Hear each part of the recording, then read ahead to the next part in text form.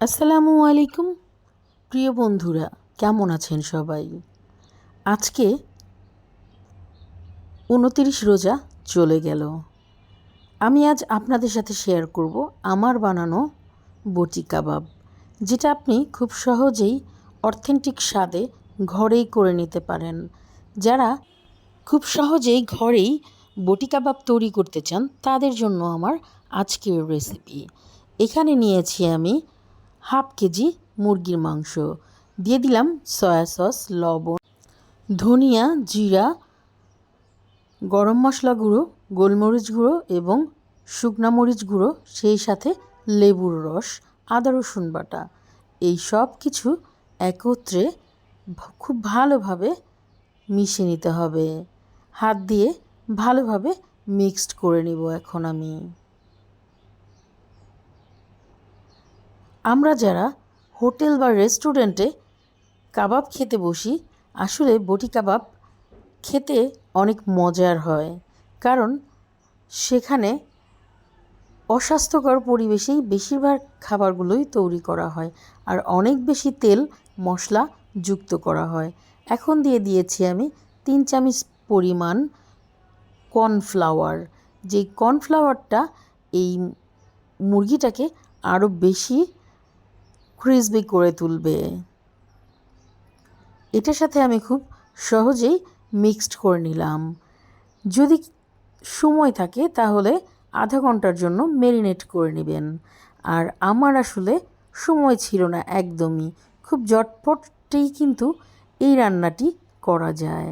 এখন আমি একটা ফ্রাই প্যান নিয়ে নিয়েছি, আর যে কোনো তৈলাক্ত কড়াই খুব বেশি হিট করে তারপর কিছু পরিমাণে তেল দিয়ে দিতে হবে। আসলে তেলও অনেক বেশি পরিমাণে দেওয়ার দরকার নাই, জাস্ট যে কড়াইটাতে রান্না করা হবে সেই কড়াইটা যেন তৈলাক্ত হয় আর অনেক বেশি গরম হয়।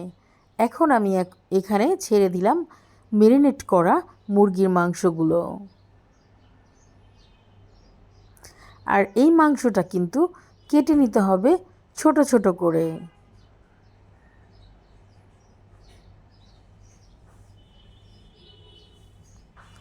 এইভাবে সময় এবং ধৈর্য নিয়ে ভেজে নিতে হবে। এখন আমি একটু নেড়েচেড়ে উল্টে পাল্টে নিচ্ছি। কেউ দেখে কি বুঝতে পারছেন এটা কোথাও লাগেনি একটুও পরিমাণে?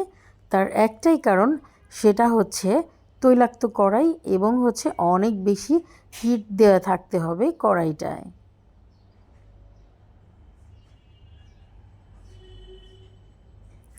খুব ভালোভাবে উল্টে পাল্টে নেড়ে চেড়ে নিচ্ছি।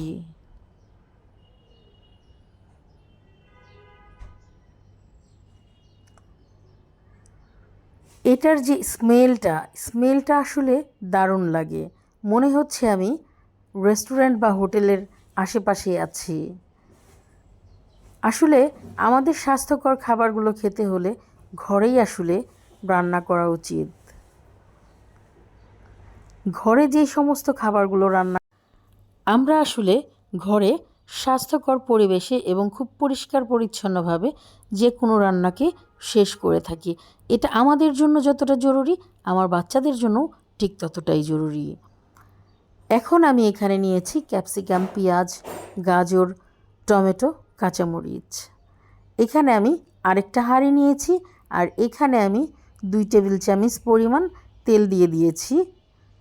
যে তেলটা খুব ভালোভাবে আমার সবজিগুলোকে কুক করতে সহযোগিতা করবে, কারণ আমার যে মুরগি ভাজাগুলো রয়েছে সেগুলোতে অলরেডি তেল রয়েছে। এখন আমি দিয়ে দিলাম এখানে সামান্য পরিমাণ গাজর। গাজরটাকে আমি একটু তেলে ভেজে নিব, যেন গাজরের কাঁচা ভাবটা চলে যায়। এখন দিয়ে দিলাম এখানে কিছু পরিমাণ টমেটো।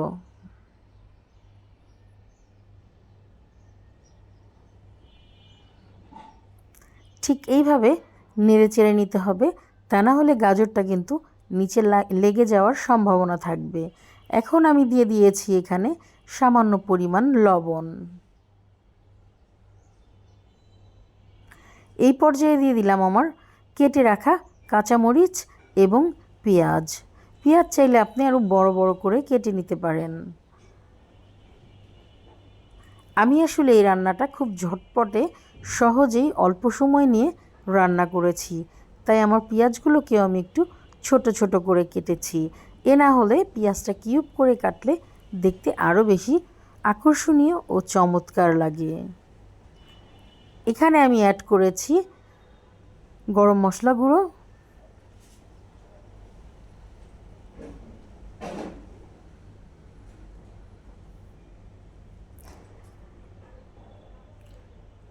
অ্যাড করেছি হচ্ছে গোলমরিচ গুঁড়ো।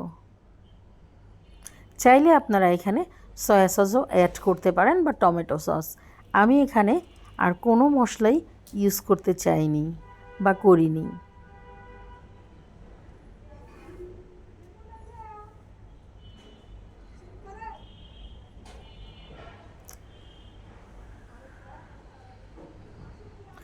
আরেকটু যদি কেউ স্বাদ বাড়াতে চান চাইলে টেস্টিং সল্ট অ্যাড করতে পারেন। আমি আসলে আগেই বলেছি আমি আর কোনো কিছু অ্যাড করতে চাইনি। এখন আমি আমার আগে থেকে ভেজে নেওয়া মুরগিগুলোকে এখানে অ্যাড করে নিলাম এবং খুব ভালোভাবে নেড়ে চেড়ে নিচ্ছি। আপনারা চাইলেও কিন্তু আমার মতো করে বটি কাবাব রেসিপিটি অবশ্যই সহজেই করতে পারেন। আমি এই বটি কাবাব তৈরি করার পর যেটা করেছি, মেয়োনেজটা নিজের হাতে বানিয়েছি, সালাদটা বানিয়েছি একদম হোটেল স্টাইলে, তারপর হচ্ছে নান রুটিটাও আমি বানিয়েছি। আমার আজকে সব কিছুই ঘরে বানানো ছিল। একটু চেষ্টা আর একটু কষ্ট করলেই নিজের পরিবারকে সুস্বাদু খাবার খাওয়ানো যায় হোটেল বা রেস্টুরেন্ট স্টাইলে।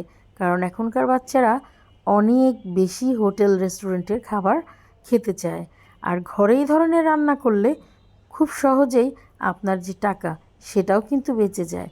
কম খরচেই আপনি ঘরে অনেক পরিমাণ খাবার রান্না করতে পারেন, সেই সাথে সুস্বাদু, মুখরোচক এবং স্বাস্থ্যসম্মত উপায়ে। আমি এখন দিয়ে দিলাম একটা ক্যাপসিকাম, কেটে রেখেছিলাম কিউব কিউব করে এইটাকে। তবে ক্যাপসিকাম দেওয়ার পর যে কোনো খাবার আপনি খুব অল্প সময়েই রান্না শেষ করবেন।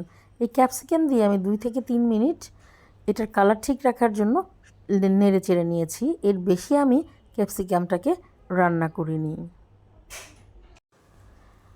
আমার বটি কাবাব রান্না আপনাদের যদি ভালো লেগে থাকে তাহলে অবশ্যই লাইক, কমেন্ট, শেয়ার করতে ভুলবেন না। আরও মজার মজার খাবার দেখতে ফলো দিন আমার ফেসবুক পেজে এবং YouTube channel life okay bye কণা। সবাই ভালো থাকবেন। আল্লাহ হাফেজ।